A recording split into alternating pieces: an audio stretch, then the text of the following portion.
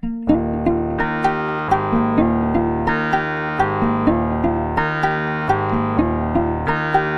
coprisci in ripopuni, arci fanveri, gnagnaster, cialatani, ballicchieri, consulti San Gesù che ti stai chiuppo senza gnegno, sparittere imbruglionazzi, quando cieco che fa segnale, pure muto e voce, sta rossolo che miglio, tu sei impugna una balata, schiglia in piedi che si frantuma.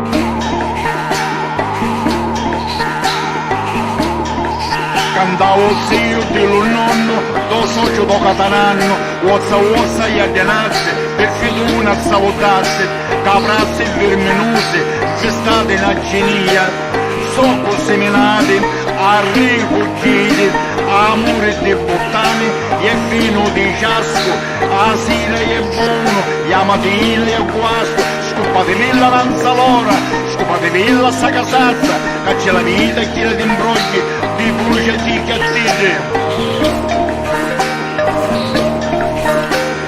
Meglio pari e ci fu da casa tua.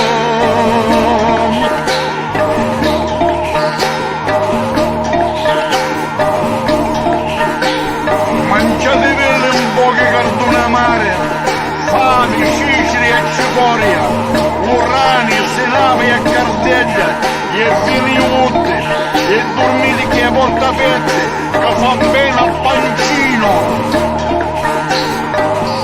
Pom, pom, pom, pom, pom, pom, pom, pom, oh, scipoppa.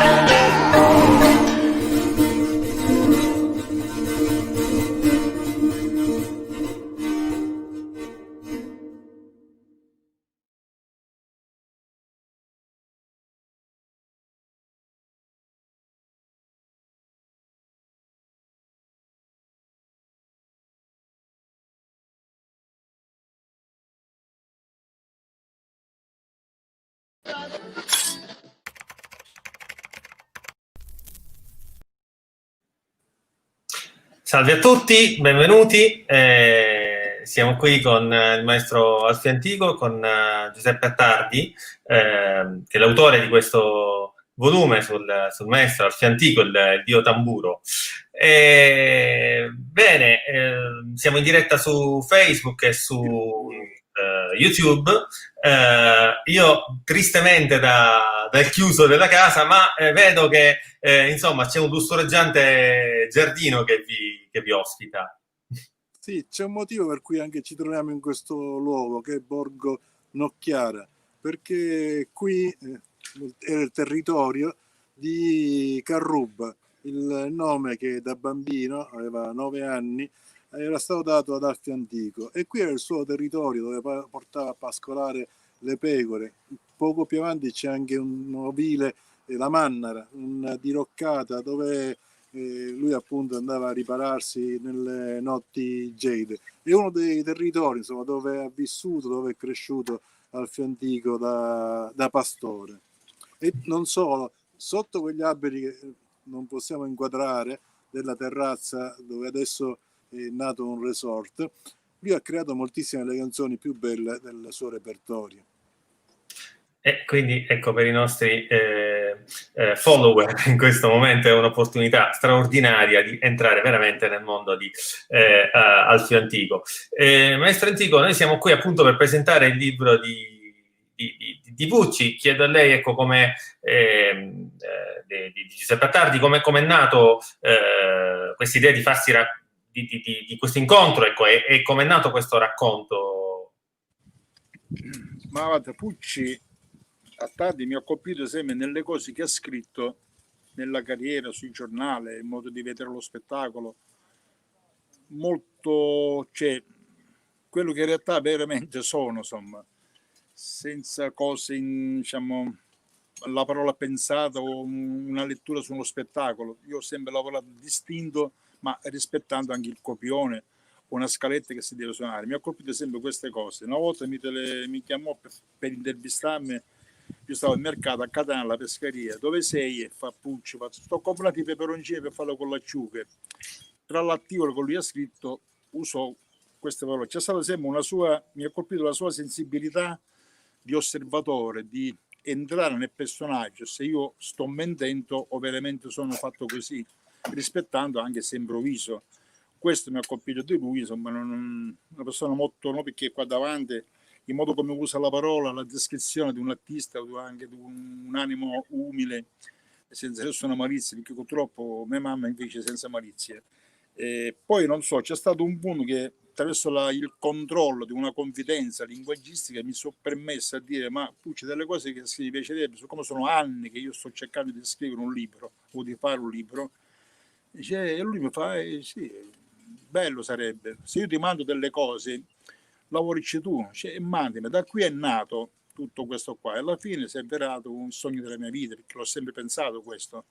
E sto contento di ciò che ha scritto, perché ha ragionato o presenta Alfio Antico dove che io magari non riesco, lo descrivo sulle canzoni, e lui giustamente leggendo riesce a vedere quello che io non riesco a dire o su una descrizione di un testo.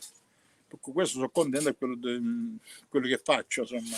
Devo dire, io non ero propenso a scrivere un libro, non per Alfio Antico, ma in generale non mi sento uno scrittore, mi sento più un giornalista. Però conoscendolo come artista e conoscendolo come uomo, ho visto che ho capito l'unicità di Alfio Antico, che come dice Carmen Consoli, dovrebbe essere dichiarato patrimonio dell'umanità, perché esiste solo un Alfio Antico al mondo, non ci sono altri musicisti, altri suonatori di tamburo, ma non esiste una storia identica a quella di Alfio Antico. Per questo motivo mi sono convinto a scrivere questo libro. Ecco, Giuseppe Attardi, giornalista professionista, già caposervizio alla Sicilia, ha scritto per le più importanti riviste di settore. Il libro è edito da Arcana, che è una casa editrice su cui diciamo tutti gli appassionati di musica si sono formati in Italia. Giuseppe, questa è una narrazione. Tu giustamente da giornalista dici la storia di Alfio Antico è unica. Ecco, cosa la rende così speciale? Come scrivo nell'introduzione, non è una vera e propria biografia musicale, e non volevo neanche scrivere in questo stile. Ho utilizzato tutti gli stili che mi venivano offerti, che conosco, quella del romanzo, ma anche quella della fiaba. Lo stesso nome, Carrubba, che lui aveva quando aveva 9 anni, oppure dei suoi datori di lavoro, Panza Icca e Re, che corrispondevano poi a dei nomi veri, la famiglia Rizzo, insomma, sembrano nomi da fiaba. E lui sembra Mastro Geppetto, perché costruisce questi tamburi, gli dà un'anima, gli dà una voce, diventano una continuazione del suo corpo, il tamburo parlante. E da tutti questi elementi ho cercato di unire, di fondere questi elementi per raccontare la carriera, per raccontare la sua storia di pastore tra le montagne di Lentini, di emigrato, perché lui è stato anche in Germania, ha lavorato alla Bosch, e poi è stato a Firenze a fare il muratore. Da Firenze, in Piazza della Signoria, ha cominciato diciamo quasi a livello professionistico a suonare il tamburo. E poi questa carriera musicale che veramente non ha pari, perché va da musica nuova fino a De André, e poi il teatro, Carmen Consoli, fino a Cesare Basile, l'ultimo album Trema la terra. Ecco, che mi ha prodotto lui, insomma, sì, anche sugli arrangiamenti di Trema la terra. È stata una ricerca sui suoni, come dici in siciliano, scrusci, cioè metti insieme dei rumori educati, creare un'armonia. Tutto qua. Ecco, il singolo che abbiamo ascoltato viene appunto dall'ultimo disco, possiamo vedere qui, Trema la terra. Ma perché Trema la terra? Sembra quasi un presagio di come sono andate le cose. Ma Trema la terra mi colpì a me anni fa, ero ragazzo e vidi un trattore detto Catappilli che sballava una montagna, una pianura, una costiera, cioè lavoravo e si pensava di fare la cava, però poi tutta la giornata parlando tra bambino e gioco di fantasia, chi è quella cosa che sale in cielo senza le ale? E io dissi i morti. Mio nonno mi dice no, e la polvere. Ah, vero, da qui è nato, cioè, gioco per gioco. Poi sono passate 40 anni, se non di più, perché quello era un territorio che non ci apparteneva a noi, come transumanza di terreno, territorio per pascolare. Ci sono passato dopo 40 anni e mi ricordo, cioè, c'era la montagna che mancava, mezza montagna, hanno fatto la cava. Da qui ritorno indietro ricordando quel trattore sballare una montagna, e nacque questo testo: visto in trattore sballare la montagna e lo provolazzo salire in cielo. Da qui è nato, e questo qua è un testo che poi ho maturato, dove io spesso vengo, come ha detto Pucci, a questa località dove siamo adesso, Borgo Nocchiara, che è una menna di mamma che mi appartiene. Cioè, a volte mia mamma stava a paese, io venivo qua, cioè, perché dove veramente allatto, anche se sono malinconico triste, qua mi dà composizione, mi dà latte, e da qui è nato tutto. Sentiamo questo suono in sottofondo del tamburo, tamburi che peraltro realizza Questo è un da sé. tamburo che ho fatto io, sì, non so se si vede poco. Bellissimo. Tutto ricamato, sì. Questo è un noce rosso americano, che l'americano non lo capisco, non lo sa, e io invece infatti vorrei andare in America a chiedere la parola stay, se gli americani l'hanno presa dei pastori siciliani o i pastori siciliani l'hanno presa americana, stay, perché si dice alle capre, stay, state ferma. Cioè, questa è la cosa.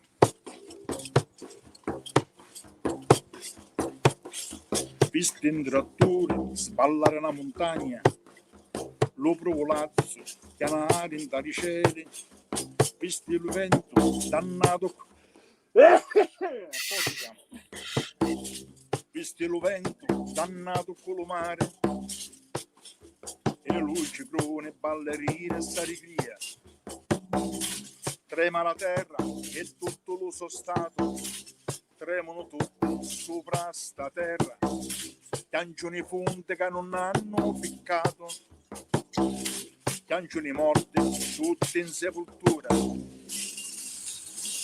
furia avanza come uno strummolo, ammoglia, spascia, ietta tutta all'aria, pure affari e diri, non si può fermare il vento e la memoria di spettatori, sballare la montagna.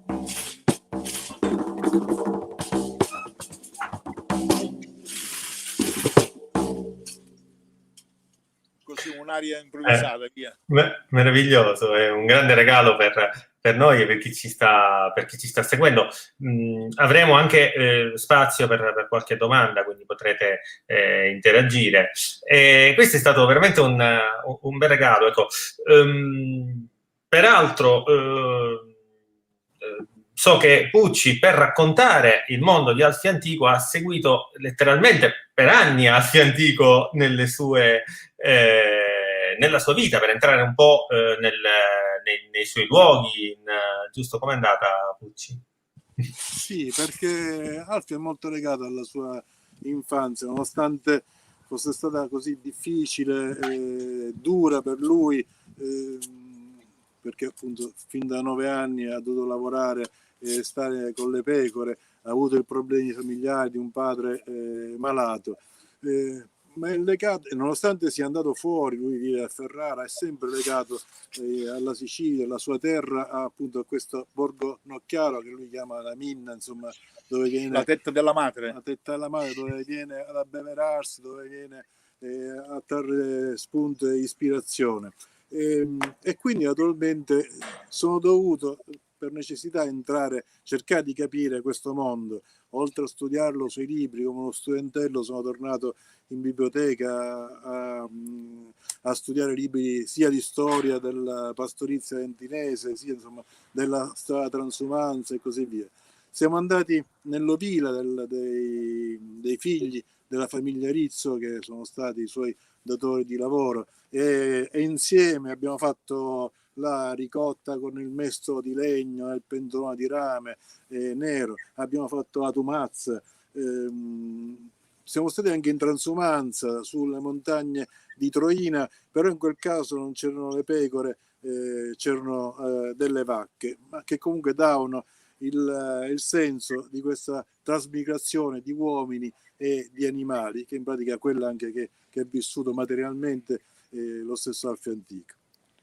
Un approccio questo che poi si ritrova anche nel libro, in uno stile di scrittura che richiama quasi il mondo onomatopeico, quel mondo che è proprio della scrittura di Alfio Antico, quindi di questo suo universo, questo piccolo universo. Sì, Questo è il motivo per cui il linguaggio di Alfio, che è basato appunto su filastrocche, suoni, rumori, ed è un tentativo di imitare appunto questo linguaggio, dare il senso di musicale, il libro musicale e il linguaggio musicale, quindi cercare di ricreare il suono delle campane delle pecore, oppure il suono del pollice di Alfio sul tamburo che diede il la, che dà il la al Don Raffaele di De André. Ecco, pensate, De André ha scelto il pollice suo e voleva solamente quello di Alfio Antico per quella canzone,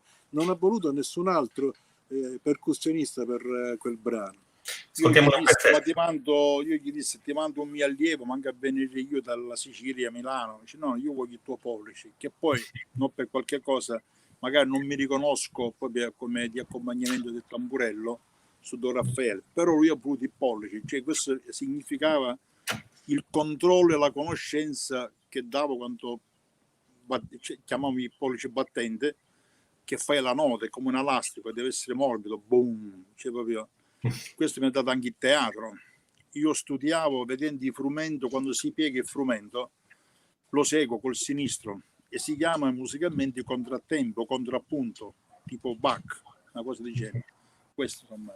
E poi c'è la risacca di mare, cioè io vengo dalla montagna, però il mare per me lo vedo giù mare, una cosa come se fosse una cosa semplice. Eppure in mare la risacca, quando l'onda spinge, va sui scogli, che si invizia nei buchi, ti fa come centinaia di bottiglie stappate, cioè, riuscire a ottenere questo, che sarebbe, non se riesco a farlo, però c'è un tamburo più grande, ci vorrebbe. E la risacca, la schiuma,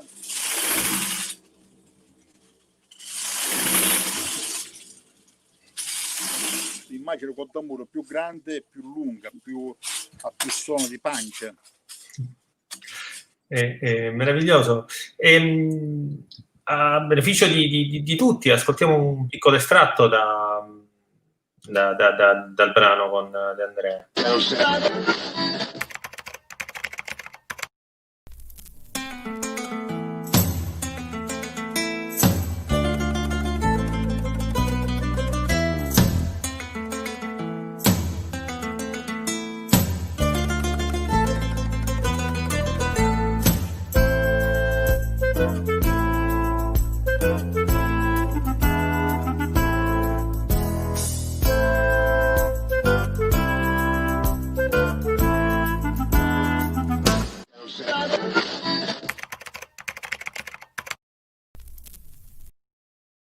E questo ci dice che abbiamo ascoltato più spesso di quanto immaginiamo Alfio Antico in tantissima musica italiana e straniera senza nemmeno, a volte nemmeno saperlo.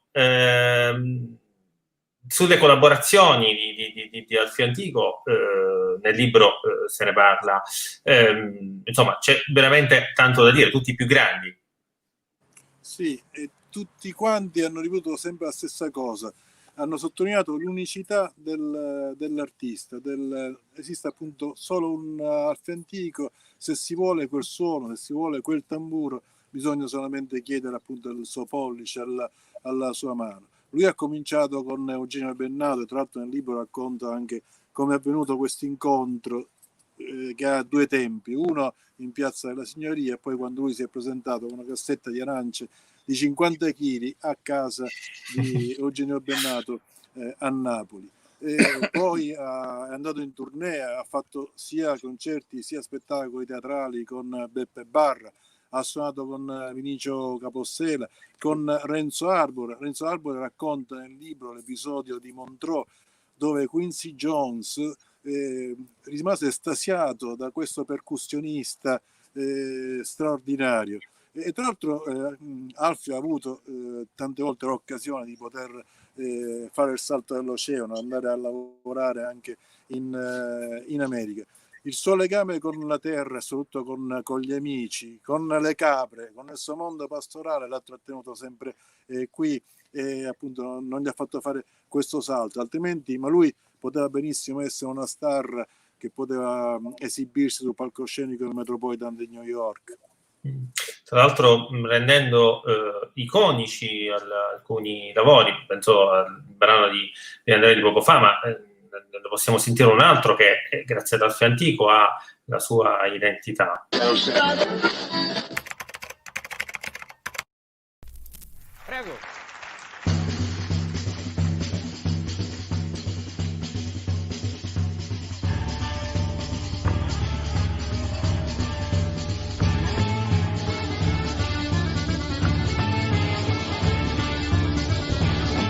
Salsicce, fegatine, viscere alla brace, fiaccole danzanti, lamelle dondolanti sul dorso della chiesa fiammeggiante.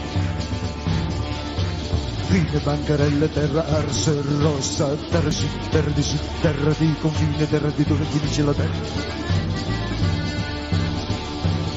I continenti se ne fischiano il vento, i continenti se ne fischiano il vento. Mustafa viene di Africa, qui sotto il vento d'Africa, ci si risente mi fermo, ci dice tenetemi fermo, il ballo di Samite non mi basta.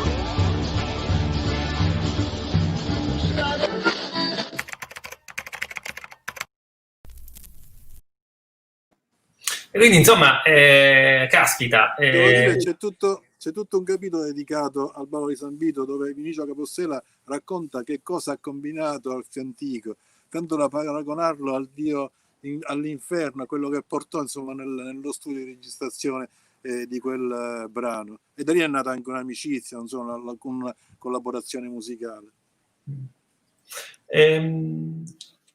Chiaramente quando si guarda Alfio Antico, si pensa a questo patrimonio dell'umanità, non si può non pensare al rapporto tra la Sicilia e l'antica Grecia. Lei, maestro, come la vive? Ma, la Grecia l'ho scoperta tardi, proprio sono andato proprio apposta per capire se veramente esiste Zeus o Apollo, e ho visto sono delle statue, però ho avuto sempre racconti dei grandi, tra il mito e Opunto. Cioè, dalle cose mi sono sempre innamorato quando mi dicevano qui ci abitavano i Saraceni, ma io vengo anche sulla pascolatura della vita pastorale, la Magna Grecia, che è Lentini che portava il nome alle Ontinoie, nel Siracusano, nell'entroterra dei Lentinesi ci sono ancora dei resti greci. A tempo antico dicevano i Saraceni, che per cui io sono sempre attirato su queste cose qua. Io con Sofia Mafrogenito, una flautista, con una compositrice greca, collaboriamo spesso. Quando ci destina avuto questo incontro, ci siamo incontrate. Lei canta anche in siciliano, che non c'ha le doppie, ma la bella della lingua e della musica, il suono è quello. Ma quando canta in greco, in un testo mio tradotto da lei, è qualcosa che mi appartiene alla Grecia. Non lo so, sono ignorante su questo, ma no, poi il mito ritorna alle tue canzoni. Il mito torna sempre, cioè, si dice pidditto, fecoto fritto, già ficoto fritto, già sono guerre, lotte. C'ho questi racconti, cioè magari io lo chiamo occhi di fiume, occhi di fiume, magari lì era nel nome greco, può essere anche Zeus o Apollo o Dionisio o la terra Geia, perché Geia per me è la terra cioè, ma sì, Artemide, non so come si può chiamare.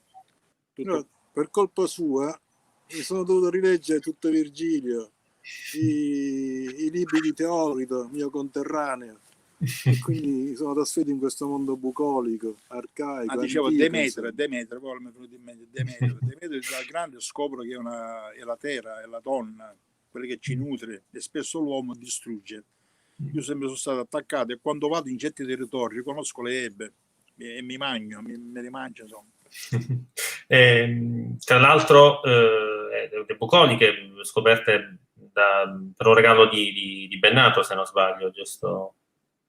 Come non ho capito? Dico, le bucoliche, un libro che le regalò Bennato. Eugenio era di Virgilio, ma per me era difficilissimo da leggere perché capivo non capivo, dove alla fine non so chi fu che mi regalò un libro di Teocrito siracusano, mi colpì subito quando lui descrive sui lavori sui campi, che quello lavorava poco, ma lavorava poco perché fosse innamorato, però fece a cambio con la zampogna, per cui mi colpì. E poi parlava di una giovenca che forse prende la vallata e si fa male. Io capisco un pennino, cioè mi trovo più con Teocrito che con Virgilio. Dopo lei con Virgilio, ma io ho vissuto però sotto Celapette, per cui sono più padrone del mio linguaggio, che la poesia è studiata, cercata, misurata la parola, tipo il Giacinto, non so, queste cose un po' scaturito, no? Mentre mi inizio a chiedere ai nostri ascoltatori, chi ci sta seguendo, se vogliono proporre qualche domanda, non voglio tenere i nostri ospiti solo per me, però chiedo a Pucci, con la dimensione internazionale di Alfio Antico, che lo porta fino a Wenders, insomma fa un giro veramente incredibile. Come si racconta e come si spiega? Per l'unicità del personaggio, perché tutti loro entrano in contatto con lui, si innamorano sia di lui come uomo, perché è generoso, perché è buono, perché è leale, e sia soprattutto come musicista, per il suo modo di suonare, di dare voce, di dare una parola, appunto di fare parlare il tamburo. Devo dire che quello di Wenders è una storia, è un giallo, un mistero, una storia molto particolare, perché questo brano non l'ha ascoltato nessuno, insomma, non lo conosce nessuno, forse non lo sa neanche Alfio qual è questo brano. Si è andato a perdere, come si è andato a perdere la colonna sonora e come si è andato a perdere tutto il film, tutto il progetto di Wenders, che doveva poi far parte di un trittico che comprendeva anche Shooting Palermo. Arriva una prima domanda. Scrive Joshua Nicolosi: possiamo dire che l'opera di Alfio Antico contribuisce a mantenere intatta anche presso i più giovani la memoria di una Sicilia lontana e a tratti inesplorata? Rispondo io? Chi era distratto? Sì, senz'altro. Lui in pratica è la radica, lui è la cultura popolare, lui è la memoria, il suo stesso linguaggio suo. Se ascoltate le canzoni, leggete i testi, oppure nel libro sono riportate molte composizioni che lui mi inviava via mail. È un linguaggio arcaico, un linguaggio che fa utilizzo del gergo pastorale, di termini greci antichi sconosciuti, di questa Leontinoi vicino alla quale noi ci troviamo. Una memoria pastorale, contadina, pastorizia, appunto, che si è andata a perdere. Lui è il primitivo che diventa futuro. Ecco, un futuro che amante cioè per trovare un sorriso, una tranquillità, una serenità, un dialogo, un dialogare, un benestare, vedersi in faccia, guardare, scambiare due chiacchiere, metto il passato al presente. Nel passato troviamo un sorriso, troviamo una verità, io faccio un passo indietro e ragiono e ascolto. Oggi c'è troppa violenza da un palazzo di 4 piani, ma magari non si ci riconosce, per cui io metto a confronto la civiltà di un tempo a quella che c'è oggi. Oggi è difficile trovare un sorriso, un dialogo. Oggi i figli diventano tutti internet, abbiamo i figli internet, computer. Io vengo da un'altra cultura e sto bene, non metto a confronto questo gioco. Peraltro c'è in una parte della produzione di Alfio Antico anche la presenza appunto dell'elettronica, un confronto tra l'antico, che nomen omen appunto si porta Alfio, e la musica elettronica. Ecco, come si sposano le due cose? Spose che, non so, come ho detto poco fa, a volte magari mi fisso su certe cose, non so, la porta che è secca, quando un'ara fa a volte un bambino si fissa, fa e va a tempo. Da qui, grazie a mio figlio, di mettere l'ispirazione grazie a Lorenzo Orciullo quando ho fatto il disco antico, curato da Mario Conti e Colapesce, cioè è nato da qua. Per cui ho sempre avuto queste cose un po' dell'elettronico, vedendo come scrusci, come rumore, come un ferro che si si rotola, o una pietra che si buttava sull'acqua e faceva che saltava tipo sciare. Metti in gioco tutte queste cose che diventa che a Fiantico sposa l'elettronico con l'arcaico. Chi vince? L'arcaico. Faccio un paragone: quando scoppiò il mondo, che creò il mondo, dentro un suono si creò tutto il mondo. Poi è deciso che fece la musica classica, la musica da camera, il folklore in un certo modo, la musica popolaresca, che erano compagnie De Simone, che è un popolare più ricercato, più studiato, che non è, per me, la musica siciliana non è il ciuriciuro, Vittina Crozza, queste sono americane, queste cose qua, perché Vittina Crozza non è né cannone di cannone e né cantune, è il buco, il pozzo della miniera. Cioè, io ho fatto una ricerca, prima o poi la metterò in musica, ma non so come verrà fuori. Penso bella. Però proprio l'altra sera un incontro che si è svolto a Ortigia, di musiche, si parla di musiche possibili. Ecco, partendo dal famoso disco, un progetto di Brian Eno e Jon Hassel, loro mettevano gli strumenti elettronici su un tappeto di ritmi primordiali, primitivi, africani. Alfio inverte i fattori, mette il mondo primitivo, il mondo primordiale, ancestrale sopra un tappeto di elettronica e di suoni moderni. Appunto, come dicevo prima, non è il futuro che diventa primitivo, è il primitivo che diventa futuro. Eppure, parlando di futuro, il siciliano per sua natura come lingua non ha il tempo al futuro. Lei che ne pensa? Se io dico domani andrò al mare, dico domani me ne vai al mare, cioè non dico, non esiste un però lo esprime. Dicono che non c'è nel siciliano non esiste il futuro, perché in realtà io mi ricordo dei vecchi che dicevano: ma se campiamo domani facciamo questo, cioè sempre domani si aggiorna, succede questo. Però infatti io dico domani vai a mare, cioè normale. Ma lui ha dato un futuro invece, ha dato un futuro, perché io lo paragono ai protagonisti dei romanzi di Verga. Là c'è Rosso Malpelo, c'è il Pastoriere, che si arrendono al loro destino, comunque si piegano alla provvidenza. Lui no, lui invece è riuscito a darsi un proprio futuro, a salire fino all'Olimpo della musica.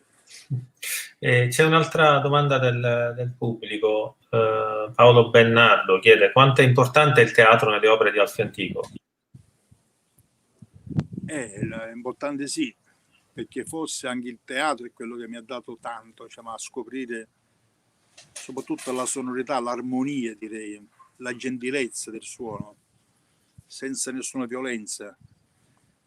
Quando ho fatto con Scaparo Vita di Galileo, c'era un monologo finale che durava 1 ora e un quarto di Pino Micolo, e io ero dietro alla quinta seduta ascoltando questa cosa, che per me era una cosa, però mi apriva la mente, che io fino negli anni 90 così mi vergognavo a parlare da dove vengo, che cosa parlo, di ricotta, di pane fatto in casa, o pizzoli di parustuti, cioè, e là mi ha aperto questa cosa, insomma, per cui là perché Scaparo mi chiamò per una scena che io dovevo fare il scemo del popolo, prendere la Bibbia, ammazzate quelli cannocchiale, il binolo che era, che non si sapeva chi l'ha inventata, ma io sento scemo, ci ballo, e poi distruggeva la Bibbia. Ma dietro l'americana, durante la scena della peste, io avevo un tamburo senza sonagli, detto tamburo muto, di 1,10 m sulla spalla, e facevo 3 note di una tensione paurosa, di fame, di miseria, di malattie e tutto. Boom! Boom, boom, boom. L'americana del telo tremava, e su quella scena, su quelle 3 note, la gente mi faceva i complimenti del suono, perché si sente che non è registrato. E lì capì lo studio del tamburo, per cui il teatro mi ha dato tanto, poi per la poesia, l'armonia, la lunghezza del valore della musica rispetto alla ritmica diventa, perché il tamburo questo qua è uno strumento etnico, diciamo, di ritmica, ma se io devo fare questo però con un tamburo grande la nota è più grande, ma non è crancassa, è un timpano fatto da me, del setaccio antico di 1,20 m. Una volta setacciavi il frumento e oggi suona, e qui canta quel mondo. E questa tradizione l'ha tramandata. Suo figlio fa musica elettronica, quindi mi sembra un mondo... Sì, suona parecchie, chitarra, tutto, sì. Però non le ha mai chiesto di...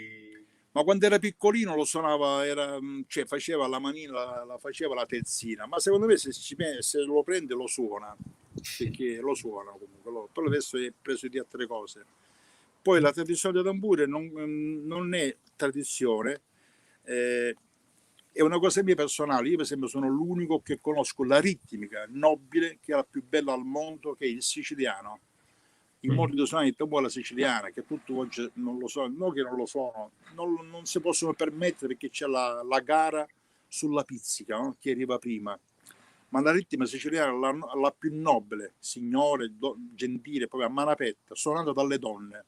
Qualche maschio lo suona anche, ma sempre si vede la forza del maschio. La donna è più elegante, perché quando entra in ballo, a ballo la donna viene guardata con rispetto, e quando suona la donna si balla con gioia, con rispetto. Questo insomma. Sì, perché Alfio è anche il custode del tamburo a cornice, il tamburo siciliano, che è forse quello meno famoso, almeno in Italia, perché conosciamo la Tamorra, quella salentina, per via della pizzica, della Taranta, la notte della Taranta, che le ha dato popolarità. Conosciamo quella napoletana, grazie a Musica Nova e la nuova compagnia di canto popolare, mentre il tamburo siciliano non ha avuto questa fortuna, questa promozione nel mondo che hanno avuto appunto altri tamburi, e lui è l'unico che lo rappresenta nel mondo. Ma mi chiedo, in questo girare il mondo, no? Nel portare la Sicilia e confrontarsi con altre culture, appunto il tamburo suonato in altre maniere, costruito in altre maniere, realizzato in altre maniere, suonato in altre maniere, appunto da uomini, da donne, così via. Ecco. Da questo confronto l'ha in qualche modo influenzata nel tornare a casa e nel raccontare ancora poi la Sicilia? Sì, mi arricchito di più soprattutto, perché per esempio io mi sposo benissimo con il mondo arabo, anche greco, che a tempi dispari. La Tunisia e la Turchia ha delle cose simili, anche se sono a due mani, sempre hanno questo cose di levare, sempre andare avanti. Mi ci sposo bene, cioè mischio, faccio queste cose, ma non che li copio o li ascolto, cioè vado alla ricerca e quando mi ci incontro c'è questo scambio di condividere le cose. Questo è bello, insomma, questo mi arricchisco di più io e più anche loro. Abbiamo più che una domanda, un commento. Lo so, da Schillaci dice: come diceva il P3, il linguaggio senza gli accidenti grammaticali, ma quanta genuinità e bellezza stasera, starei ora ad ascoltare. Le nostre radici sono il futuro, Alfio antico, patrimonio indiscusso della nostra terra. E poi abbiamo anche una domanda vera e propria, che però è per Pucci. Come è riuscito a trovare un equilibrio nel raccontare l'Alfio antico d'uomo e l'Alfio antico artista, e se questa distinzione può avere senso, in che modo può avere senso? No, in effetti non ha senso. L'uomo e l'artista, insomma, sono la stessa cosa. Dicevo, per raccontare l'uomo ovviamente ho dovuto calarmi in quella che è la sua storia, la sua infanzia, il suo lavoro di pastore.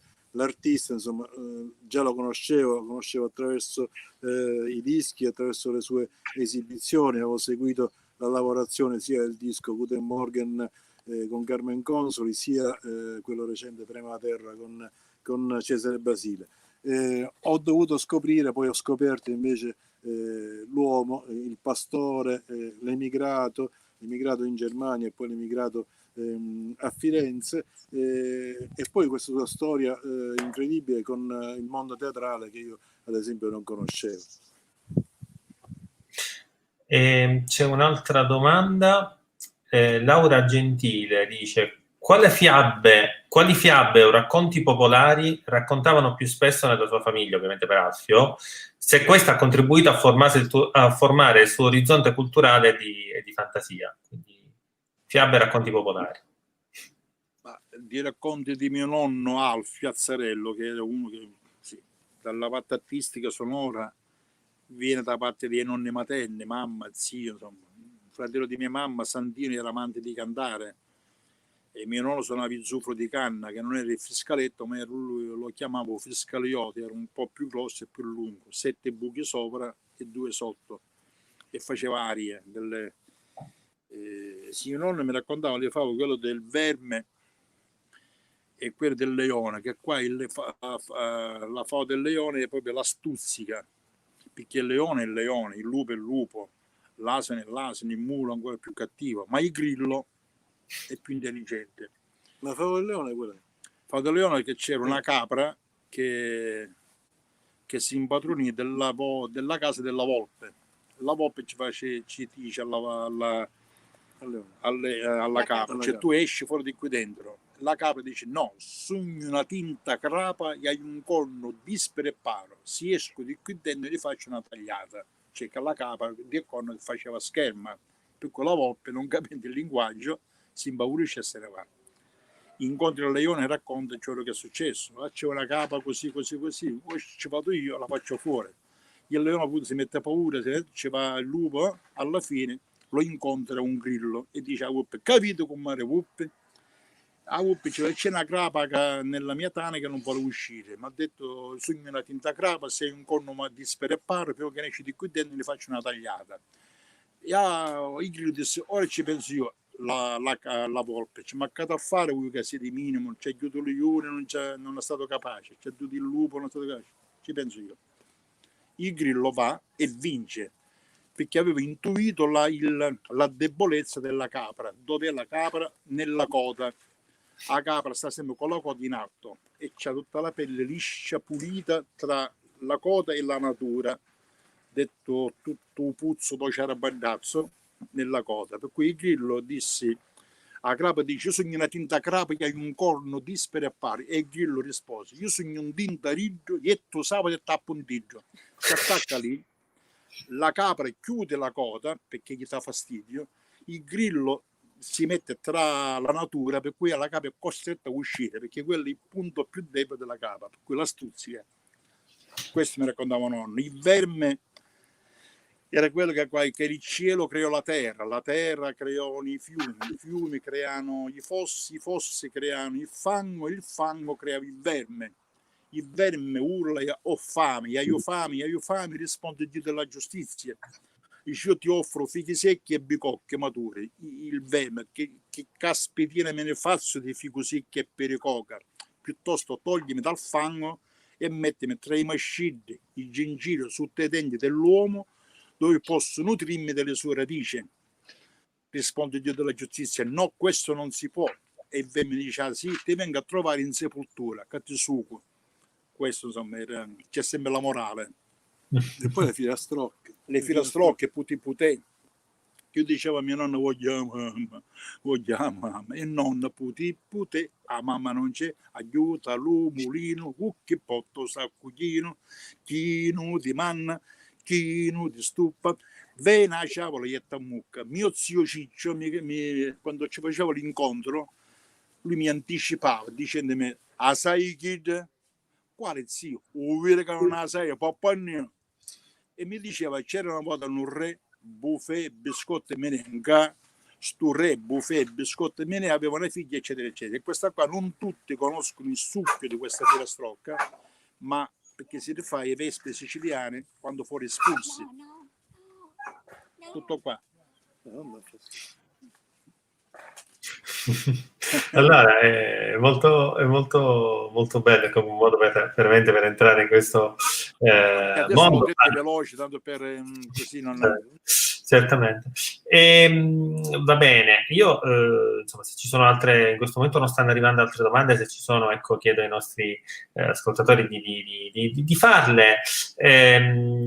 Intanto ecco, ricordo del libro Alfio Antico, Dio Tamburo, che potete trovare in tutte le ordinarie, in tutte le librerie, molte lo troverete già, potete ordinarlo anche su Amazon, insomma in qualsiasi posto potete trovare davvero il libro. Ricordo anche il disco di Alfio, Trema la Terra, e so anche che insomma ci saranno più di un'occasione sia per sentire Maestro Antico dal vivo, sia per assistere a qualche altra presentazione o qualche altra aneddoto e quant'altro, e dialogo con Giuseppe Attardi. Sì, cominciamo domani siamo a Scicli a presentare il libro, E poi il 21, sì. poi lui il 21 e il 22 da solo, concerto da solo sempre a Scicli, con questi concerti si inaugura il Maranzano World Fest. Poi saremo il 26 di agosto in Piazza dei Libri a Catania, ospiti della libreria Lunaria di Gamma Zita.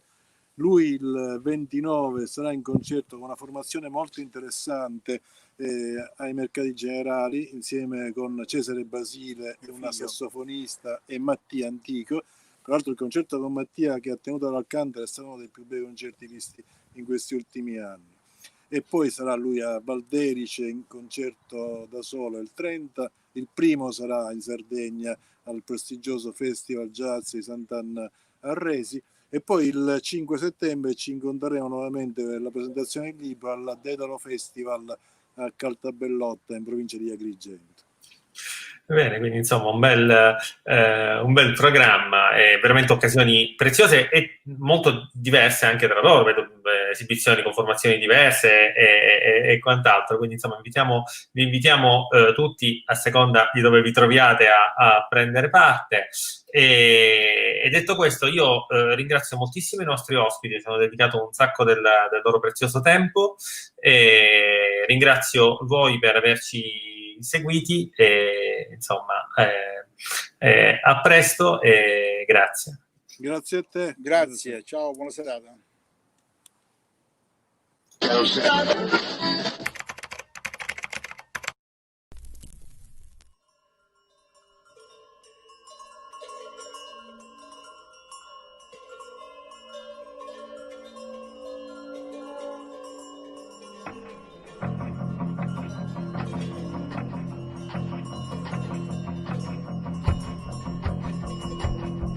Come un se mi spiega a mezza sera, arti e colura, natura, arti e poesia, pure quando piove senza lampe e senza giorna, chi sta esti la sovera malattia,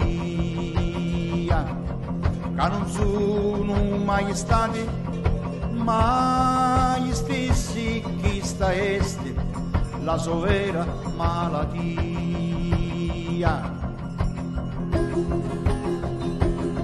Fatta come cala e scinni lo spiddazzo generoso, fuso lo sole in salute, luminano luce a tutto il mondo, dicendo a tutti noi la giornata e la nottata, come un Padre nostro e un'Ave Maria, sta terra madre a tutti,